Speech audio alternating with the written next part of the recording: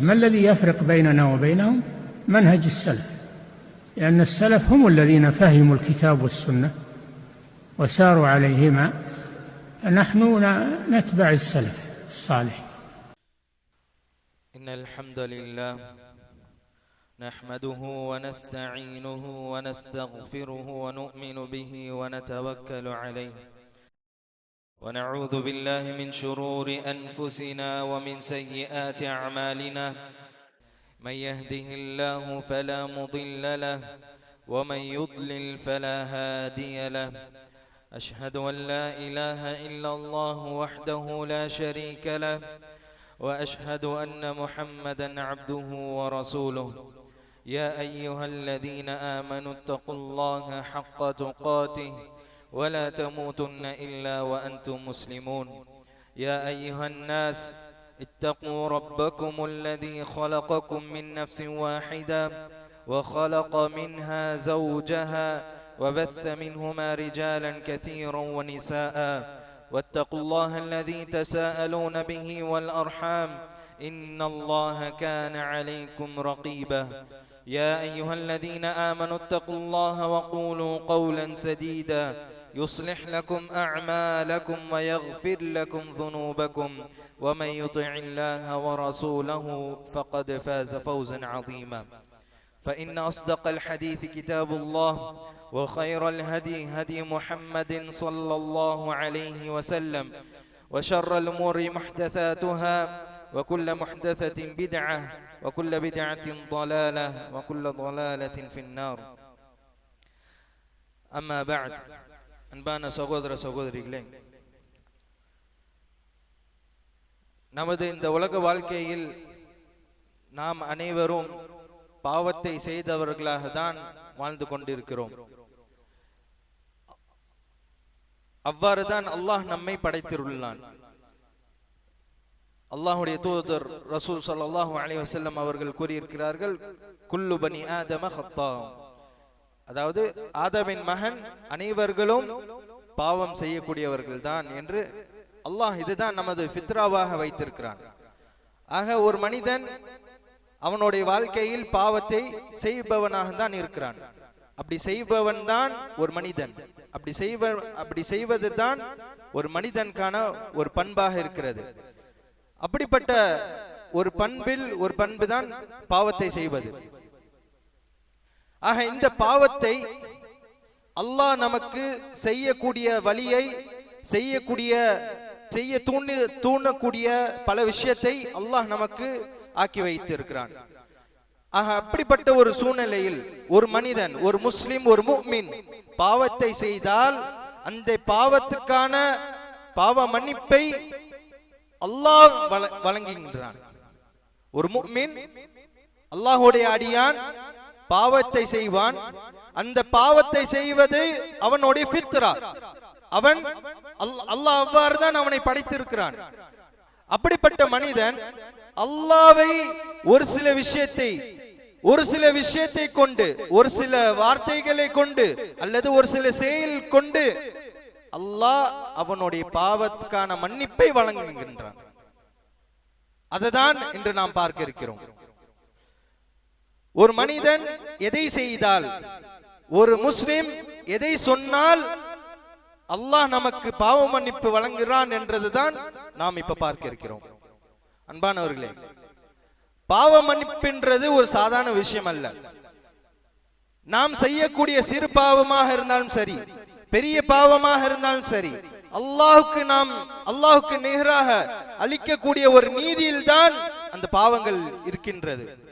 அல்லாஹுக்கு நம்ம செய்யக்கூடிய அநீதி, மக்களுக்கு செய்யக்கூடிய அநீதி, இப்படி நம்ம பிற மக்களுக்கும், அதனோடு முக்கியமாக அல்லாஹுக்கு நம்ம செய்யக்கூடிய அநீதி தான் இந்த பாவங்கள். ஆக இந்த பாவத்தை விட்டு அல்லாஹ்விடம் எவ்வாறு நாம் பாவ மன்னிப்பு தேடுவது? அதற்கும் மார்க்கத்தில் மிக தெளிவாக அல்லாஹ் கூறிவிட்டான். அது எவ்வாறு அது கிடைக்கும், அந்த பாவ மன்னிப்பு எவ்வாறு நமக்கு கிடைக்கும் என்று அந்த விஷயத்தை பல இடத்தில் அல்லாஹ் கூறிவிட்டான். அதில் ஒரு முக்கியமான ஒரு விஷயம்தான் தௌஹீத். யாரிடம் தௌஹீத் இருக்கிறதோ, அவர்களுக்கு அந்த பாவ மன்னிப்பு அல்லாஹ் வழங்குகிறான். யாரிடம்? அந்த தூய்மையான அந்த தௌஹீத், யார் அந்த தௌஹீதை பின்பற்றி வாழ்கின்றார்களோ அவர்களுடைய இந்த உலகத்திலும் அல்லாஹ் பாவ மன்னிப்பை வழங்குகிறான். அதே போல மறுமை நாளிலும் அல்லாஹ் அவர்களுக்கு பாவ மன்னிப்பு வழங்குகிறான். அல்லாஹ்வுடைய தூதர் ரசூல் ஸல்லல்லாஹு அலைஹி வஸல்லம் கூறினார்கள், எந்த மனிதன் ஒரு கூட்டத்தார் அல்லாஹ் அந்த மறுமை நாளில் எந்த ஒரு விசாரணை இல்லாமல், பிகைரி ஹிசாபின் வலா அதாப், விசாரணை இல்லாமல் தண்டனை இல்லாமல் 70,000 மக்கள் அந்த சொர்க்கத்தில் நுழைவார்கள் மறுமை நாளில். எவ்வாறு? எந்த ஒரு கேள்வி கணக்கும் இல்லாமல், எந்த ஒரு விசாரணை இல்லாமல், அல்லாஹ் அவர்களை தண்டிக்காமல் அவர்கள் சொர்க்கத்தை நுழைவார்கள். 70,000 மக்கள். யார் அவர்கள்? எப்படிப்பட்ட மக்கள்? அவர்களிடம் தௌஹீத், அவர்களுடைய வாழ்க்கையில் அவர்கள் தௌஹீதை பின்பற்றி வாழ்ந்தார்கள். அவர்களிடம் தூய்மையான அந்த தௌஹீத் இருந்தது. அதே போல அவர்கள் செய்த அனைத்து அமல்களையும் இஹ்லாஸோட செய்தார்கள். செய்த அனைத்து அமல்களும் இஹ்லாஸோட செய்தார்கள். அப்படிப்பட்ட மக்களுக்கு அல்லாஹ் அந்த மறுமை நாளில் இப்படிப்பட்ட மகத்தான ஒரு கூலியை கொடுக்கிறான். நாம் அந்த மறுமை நாளோட விசாரணை பத்தி பார்த்தோம். சாதாரண ஒரு விசாரணை அல்ல, ஒரு சக மனிதன் கேட்கக்கூடிய கேள்வி போல இல்ல. அந்த மறுமை நாள் சாதாரண ஒரு நாள் அல்ல, அது எல்லாம் நாம் பார்த்தோம். அப்படிப்பட்ட அந்த மறுமை நாளில் அல்லாஹ் ஒரு சில சாரார், ஒரு கூட்டத்தை எந்த ஒரு கேள்வி கணக்கு இல்லாமல் சொர்க்கத்தில் நுழைய வைப்பான். யார்? யாருக்கு அப்படிப்பட்ட ஒரு மகத்தான ஒரு கூலி? அவர்கள்தான் தௌஹீதை நிலைநாட்டினவர். அவர்கள்தான் எதை செய்தாலும் அல்லாஹ்வுக்காக இஹ்லாஸோட செய்வார்கள். அப்படிப்பட்ட சாராருக்கு அல்லாஹ் இந்த நற்கூலியை வழங்குகிறான். அன்பானவர்களே, அல்லாஹ்வுடைய தூதர் ரசூல் ஸல்லல்லாஹு அலைஹி வஸல்லம் ஹதீஸில் கூறுகின்றார்கள், அல்லாஹ் கூறுவதாக அல்லாஹ்வுடைய தூதர் ரசூல் ஸல்லல்லாஹு அலைஹி வஸல்லம் கூறுகின்றார்கள், யப்ன ஆதம், அல்லாஹ் அழைக்கிறான், ஆதமின் மகனே, லவ் அதைதனி பிகுராபில் அர்தி ஹதாயா, ஆதமின் மகனே, என்னிடம் நீ பூமி அளவான பாவத்தை செய்துவிட்டு என்னிடம் வந்தால், ثم لقيتني لا تشرك بي شيئا, என்னிடம் இவ்வளவு பாவத்தை செய்து பூமி அளவு பாவத்தை செய்துவிட்டு என்னிடம் நீ வந்து நிற்கும் போது நீ எவ்வாறு நிற்கிறாய்? எந்த ஒரு இணை வைப்பும் செய்யாமல், இணை வைப்பு செய்யாமல் அப்படிப்பட்ட நிலையில் நீ அவ்வளவு பாவத்தை செய்து வந்து நின்றாலும் لأتيتني بقراب مغفرة, அல்லாஹ் என்ன கூறுகின்றான்? நீ எவ்வளவு பாவத்தை நீ கொண்டு வந்தாலும் சரி, நீ எனக்கு இணை வைக்காமல் இருந்ததனால் நீ எத்தனை பாவத்தை செய்தாலும் அத்தனை பாவத்துக்கான மக்ஃபிரத், பாவ மன்னிப்பை நான் வழங்குகிறேன் என்று அல்லாஹ் கூறுகின்றான். சுப்ஹானல்லாஹ், லா இலாஹ இல்லல்லாஹ். அப்படிப்பட்டவன் தான் நமது இறைவன் ரஹ்மான் அர் ரஹீம். அப்படிப்பட்ட இறைவன் தான் நமது ரப். ஒரு அடியான் இணை வைக்காமல், அல்லாஹ்வுக்கு அநீதி அளிக்காமல் அந்த மறுமை நாளில் பாவத்தை சுமந்து வந்தாலும் அல்லாஹ் அந்த மறுமை நாளில் அல்லாஹ் அவனுடைய பாவத்தை மன்னிக்கின்றான். அப்படிப்பட்ட கருணை உள்ளவன் தான், அப்படிப்பட்டவன் தான் அந்த ரஹ்மான், அந்த ரஹீம். அன்பானவர்களே, யாரிடம் தௌஹீத் இருக்கிறதோ, யாரிடம் அந்த தௌஹீத் தூய்மையான அந்த தௌஹீதை பின்பற்றி வாழ்கிறாரோ, யார் அவ்வாறு வாழ்கின்றார்களோ அவர்களுக்கு பாவ மன்னிப்பு இருக்கிறது. அதே போலதான் இன்னும் ஒரு விஷயம், அத்தௌபத்து நசூஹ், தௌபா கேட்பது. நாம் செய்த பாவத்தை உணர்ந்து அதை வருந்தி அல்லாஹ்விடம் திரும்பி அல்லாஹ்விடம் பிரார்த்தனை செய்து அல்லாஹ்விடம் தௌபா கேட்பது. அதே போல அந்த பாவத்தை விட்டு மீண்டும் அந்த பாவத்தை செய்யாமல் இருப்பதற்கு உறுதியான ஒரு நிலை கொண்டவர்களாக பாவத்தை அந்த தௌபாவை கேட்டால் அல்லாஹ் அந்த பாவத்தை மன்னிக்கின்றான். அதுதான் அல்லாஹ் வசனத்தில் கூறுகின்றான், யா அய்யுஹல்லதீன ஆமனூ தூபு இலல்லாஹி தௌபத்தன் நஸூஹா. ஈமான் கொண்ட மக்களே, அல்லாஹ்விடம் தௌபா கேளுங்கள். எவ்வாறு கேட்க வேண்டும்? நஸூஹா, எந்த ஒரு கலப்படம் இல்லாமல், எந்த ஒரு யோசனை இல்லாமல், அல்லாஹ் நான் செய்த பாவத்தை மன்னிப்பான் என்ற அந்த உறுதியோட அல்லாஹ்விடம் தௌபா கேட்பது. அதே சமயத்தில் அந்த பாவத்தை மறுபடியும் செய்யாமல் இருக்க என்ற உறுதியோட நம்ம கேட்க வேண்டும். தௌபா கேட்கக்கூடிய நிபந்தனை என்னென்ன? நாம் அந்த பாவத்தை செய்தால் இந்த பாவத்தை நாம் வருந்த வேண்டும், இந்த பாவத்தை விட்டு நாம் வருந்த வேண்டும். அதே சமயத்தில் அந்த பாவத்தை நாம் திருப்பியும் செய்யாமல் இருப்போம் என்று உறுதி கொள்ள வேண்டும்.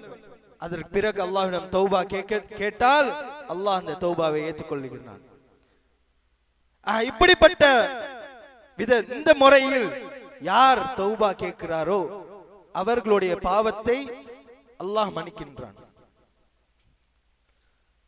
அதே போலதான் அல்லாஹுக்கு செய்கின்ற வணக்க வழிபாட்டை நாம் சரியான முறையில் செய்து வந்தால் அல்லாஹ் அது மூலியமாக, நாம் செய்கின்ற இபாதத் மூலியமாக நமக்கு பாவ மன்னிப்பை வழங்குகின்றான். அன்பானவர்களே, நாம் எதை செய்தாலும் அல்லாஹுக்காக செய்தால், நாம் நல் காரியங்களை செய்தால், செய்யக்கூடிய காரியத்திற்காக, செய்யக்கூடிய அமலுக்காக அல்லாஹ் நன்மை மட்டும் வழங்குவதல்ல, அதனோடு சேர்த்து பாவ மன்னிப்பையும் வழங்குகின்றான். அப்படிப்பட்ட ரப்பு தான் நமது இறைவன். ஆனால் நாம் எவ்வளவு தூரமாக இருக்கிறோம்? பாவத்தை சர்வசாதாரணமாக செய்து கொண்டிருக்கிறோம். ஆனால் பாவத்தை செய்து விட்டோமே என்று அந்த வருத்தம் இருக்கிறதா? நமது உள்ளத்தில் வருத்தம் இருக்கிறதா? கண்களாக செய்கிற பாவங்கள், கையால செய்கின்ற பாவங்கள், இன்று ஜினா, விபச்சாரம் எந்த அளவுக்கு பரவலாக இருக்கின்றது. விபச்சாரம் என்ற இந்த மிகப்பெரிய ஒரு பாவம் எல்லா இடத்திலும் ஜினா செய்து கொண்டிருக்கிறார்கள். கண்ணால் செய்கிறார்கள் ஜினாவை, கைகளால் செய்கிறார்கள். இப்படி அனைத்து இடத்திலும் ஜினா செய்யக்கூடிய ஜினா பரவலாக இருக்கக்கூடிய இடமாக தான் இந்த பூமி இருக்கின்றது. அப்படிப்பட்ட பாவங்கள், அது மட்டுமல்ல, அது அல்லாத மற்ற பாவங்கள் இருக்கின்றது. அது எல்லாம் நம் சமுதாய மக்கள் சர்வசாதாரணமாக செய்து கொண்டிருக்கிறார்கள். வெளிப்படையாக செய்கிறார்கள், வெளிப்படையாக பெரிய பாவத்தை செய்து கொண்டிருக்கிறார்கள். இப்படி ஒரு கேவலமான ஒரு நிலையில் மக்கள் வாழ்ந்து கொண்டிருக்கிறார்கள். இப்படி செய்பவருக்கு, இவ்வாறு வாழ்ந்து கொண்டிருப்பவருக்கு அல்லாஹ் மன்னிப்பை வழங்க மாட்டான். பாவத்தை சர்வசாதாரணமாக, எந்த ஒரு அச்சமும் இல்லாமல், அல்லாஹ்வுடைய பயம் இல்லாமல், அல்லாஹ்வுக்கு அநீதி அளிக்கிறோமே, பிற மக்களுக்கு அநீதி அளிக்கிறோமே என்ற ஒரு அச்சம், குறைந்தபட்ச ஒரு சாதாரண நாம் பாவத்தை தான் செய்கிறோம் என்ற அந்த யோசனை கூட இருக்குவதில்லை. பொய் சொல்வது, வியாபாரத்தில் மோசடி செய்வது, சர்வசாதாரணமாக பொய் சொல்லி கொண்டிருப்பது, அல்லாஹ்வை நினைவு கூறாமல் அல்லாஹ் விட்டு தூரமாகிக் கொள்வது, தொழுகை சரியான முறையில் தொழுவதில்லை, அஸ்கார் செய்வதில்லை, துஆ கேட்பதில்லை, குர்ஆனை ஓதுவதில்லை. இப்படி எத்தனை நல்ல அமல்கள் இருக்கின்றது. இந்த அமல்கள் எல்லாம் செய்யாமல் பாவத்தை ஒரு மனிதன் செய்து கொண்டிருந்தால் எவ்வாறு அவனுக்கு அல்லாஹ்வுடைய பாதுகாப்பு கிடைக்கும்? எப்படி அவனுக்கு அந்த பாதுகாப்பு, அல்லாஹ்வுடைய பாதுகாப்பு? அல்லாஹ் இந்த உலகத்தில் இருக்கக்கூடிய தீங்குகள் விட்டு எப்படி அல்லாஹ் பாதுகாப்பான்? ஒரு மனிதன் அன்றாட வாழ்க்கையில் அல்லாஹ்வுடைய குர்ஆனை ஓதாமல், அல்லாஹ்வை திக்ர் செய்யாமல், அல்லாஹ்விடம் பாவ மன்னிப்பு கேட்காமல், அவனுக்கு செய்ய வேண்டிய இபாதத்தை சரியான முறையில் இக்லாஸோட செய்யாமல் இருந்தால் எப்படி அந்த மனிதனுக்கு பாவ மன்னிப்பு வழங்கும்? எப்படி அந்த மனிதனை அல்லாஹ் பாதுகாப்பான்? ஷைத்தானுடைய தீங்கிலிருந்து, பிற மக்களில் இருக்கக்கூடிய ஷைத்தான்களாக இருந்தாலும் சரி, ஜின்களில் இருக்கக்கூடிய ஷைத்தானாக இருந்தாலும் சரி, இப்படி அனைத்து தீங்குதல் விட்டு எப்படி அல்லாஹ் பாதுகாப்பான்? கொஞ்சம் சிந்தித்து பார்க்க வேண்டும். அல்லாஹ்வுடைய நல்லடியார்களே, அல்லாஹ் இந்த மார்க்கத்தில் யார் நல்ல அமல்களை செய்கிறார்களோ அவர்களுக்கு பாவ மன்னிப்பை வழங்குகிறான். எவ்வாறு தெரியுமா? ஒரு முஸ்லிம் தொழுகைக்காக ஒரு முஸ்லிம் செய்கின்ற அந்த ஒது இருக்கிறது அல்லவா, ஒது செய்கிறார்கள் அல்லவா, இந்த அமலுக்காக யார் ஒது செய்கிறார்களோ சரியான முறையில் அவர்களுடைய பாவத்தை அல்லாஹ் மன்னிக்கிறான். அபூ ஹுரைரா ரலியல்லாஹு அன்ஹு அறிவிக்கின்ற செய்தி சஹீஹ் முஸ்லிமில் வருகின்றது. அல்லாஹ்வுடைய தூதர் ரசூல் ஸல்லல்லாஹு அலைஹி வஸல்லம் கூறினார்கள், யார் எந்த ஒரு அடியான் சரியான முறையில் அவன் ஒது செய்கிறானோ, அவனுடைய முகத்தை சரியான முறையில் தண்ணியை வைத்து சுத்தம் செய்கிறானோ, அவன் செய்கின்ற அந்த தண்ணி, அவன் சுத்தம் செய்கின்ற அந்த தண்ணி மூலியமாக அல்லாஹ் அவனுடைய பாவத்தை மன்னித்து கொண்டே இருக்கிறான். அவனுடைய கரங்களை சுத்தம் செய்யும் போது அதன் மூலியமாக அல்லாஹ் பாவத்தை மன்னிக்கிறான். அவன் செய்யக்கூடிய ஒவ்வொரு செயலையும் அது மூலியமாக அல்லாஹ் பாவ மன்னிப்பை வழங்குகின்றான். சுப்ஹானல்லாஹ். ஒரு ஒது செய்வதனால், சுத்தம் செய்வதனால் அல்லாஹ் பாவ மன்னிப்பை வழங்குகின்றான். அது மட்டுமா, அல்லாஹ்வுடைய தூதர் ரசூல் ஸல்லல்லாஹு அலைஹி வஸல்லம் இன்னொரு ஹதீஸில் கூறினார்கள், அஸ்ஸலவாத்துல் ஹம்ஸ் வல் ஜும்அத்து இலல் ஜும்அ வ ரமதானு இலா ரமதான் முகஃபிராத்துன் மா பைனஹுன். அல்லாஹ்வுடைய தூதர் என்ன கூறினார்கள்? 5 தொழுகைகள் மத்தியில் ஒரு அடியான் இந்த 5 தொழுகையை ஒவ்வொரு தினத்தில் தொழுது கொண்டே இருக்கிறான். ஒவ்வொரு தொழுகைக்கு மத்தியில் அதற்கு மத்தியில் செய்கின்ற பாவத்தை அல்லாஹ் அடுத்த தொழுகை மூலியமாக அந்த பாவத்தை மன்னிக்கிறான். இவ்வாறு ஒரு அடியான் ظுஹர் தொழுதுவிட்டு அஸருக்காக காத்து கொண்டிருக்கிறான். அந்த அஸர் நேரம் வரை அவன் செய்கின்ற பாவத்தை அல்லாஹ் அந்த அஸர் தொழுகையை தொழுவதனால் பாவத்தை மன்னிக்கிறான். அப்படிப்பட்டவன் தான் நமது ரப். ஆனால் அது எல்லாருக்கும் அந்த பாவத்தை அந்த பாவ மன்னிப்பை அல்லாஹ் கொடுப்பதல்ல. யார் அந்த இபாதத்தை இக்லாஸோடு செய்கின்றார்களோ அவர்களுக்கு தான். யார் அந்த இபாதத்தை அல்லாஹ்வுக்காக செய்கிறார்களோ அப்படிப்பட்ட இபாதத்துக்கு தான் அல்லாஹ் அந்த பாவ மன்னிப்பை வழங்குகின்றான். ரமதானு இலா ரமதான், ஒரு நோன்புக்கு ரமதானுடைய நோன்பு வரை செய்கின்ற பாவத்தை அல்லாஹ் மன்னிக்கிறான். வல் ஜும்அத்து இலல் ஜும்அ, ஒரு ஜும்ஆவும் அடுத்த ஜும்ஆக்கு நடுவில் செய்கின்ற பாவத்தை மன்னிக்கின்றான். இப்படி அல்லாஹ் ஒவ்வொரு இபாதத் மூலியமாக நமது பாவத்தை மன்னிக்கின்றான். ஆனால் நாம் அந்த இபாதத்தை சரியாக செய்ய வேண்டும். அன்பானவர்களே, அப்படிப்பட்ட நன்மக்களாக என்னையும் உங்களையும் ஆய்க்க வைப்பனாக என்று கூறிவிட்டு வ ஆகிரு தஅவானா அல்ஹம்துலில்லாஹி ரப்பில் ஆலமீன்.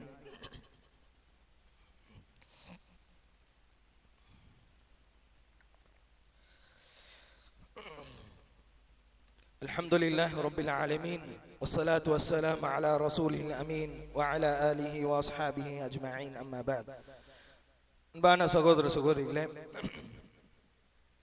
அல்லாஹ் ஒரு அடியான் செய்கின்ற செயலினால், ஒரு அடியான் அவனுக்கு செய்கின்ற வணக்க வழிபாடினால் அல்லாஹ் அவனுடைய பாவத்தை மன்னிக்கின்றான். நாம் இதற்கு முன்னால் கூறிய அந்த இபாதத் செய்வதனால் ஒரு அடியானுக்கு பாவ மன்னிப்பை அல்லாஹ் வழங்குகின்றான். ஆனால் அந்த பாவ மன்னிப்பு எதற்காக இருக்கிறது? உலமாக்கள் கூறுகின்றார்கள், இந்த பாவ மன்னிப்பை வழங்குகின்றான் என்று சொல்லுகின்ற அந்த ஹதீஸாக இருந்தாலும் சரி, அந்த ஆயத்துகளாக இருந்தாலும் சரி, இது அனைத்தும் சிறு பாவங்கள். பெரிய பாவங்கள் செய்தால் கண்டிப்பாக அந்த அடியான் தௌபா கேட்க வேண்டும். சிறு பாவங்கள் செய்தால் அல்லாஹ் மன்னித்து விடுவான். நாம் செய்கின்ற ஒவ்வொரு நற்காரியங்கள் மூலியமாக, அல்லாஹுக்கு செய்கின்ற இபாதத் மூலியமாக பாவத்தை மன்னிக்கின்றான். அதில் அடுத்த விஷயம், முக்கியமான ஒரு இது, திக்ர், அஸ்கார் கூறுவதனால் அல்லாஹ் நமக்கு பாவ மன்னிப்பை வழங்குகின்றான்.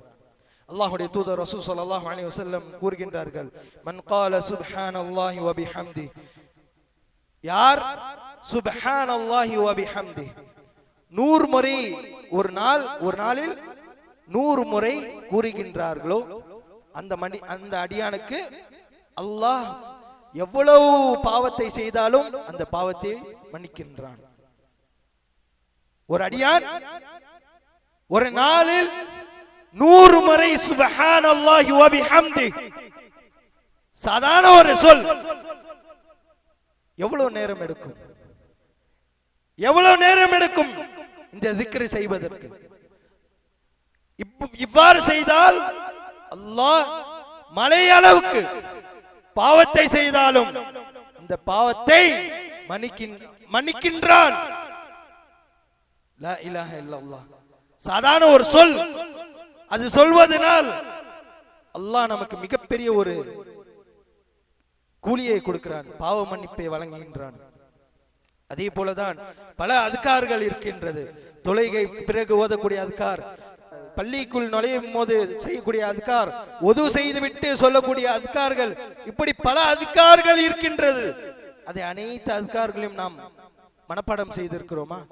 அதை நாம் நமது வாழ்க்கையில் ஓதி கொண்டிருக்கிறோமா? அன்பானவர்களே, இதெல்லாம் எதற்காக நாம் நினைவு கூறுகிறோம்? இதை எல்லாமே நமது வாழ்க்கையில் செய்து வர வேண்டும். இதை செய்யாமல் நாம் மரணித்து விட்டால் அல்லாஹ்வுடைய மக்ஃபிரத், அல்லாஹ்வுடைய பாவ மன்னிப்பு கிடைக்காமல் விட்டால் அது மறுமை நாளில் யார் நம்மை உதவி செய்வார்? அல்லாஹ் அந்த நாம் செய்த பாவத்தை மன்னிக்காமல் விட்டால் அல்லாஹ் அந்த மறுமை நாளில் நமக்கு அந்த தண்டனையை வழங்குவான் அல்லவா? சாதாரண தண்டனை அல்ல. அதனால் இந்த மறுமை நாளை அஞ்சி, அல்லாஹ்வுக்கு அஞ்சி நாம் நமது வாழ்க்கையில் சரியான முறையில் அல்லாஹ்வுக்காக இக்லாஸோட இபாதத்தை செய்ய வேண்டும்.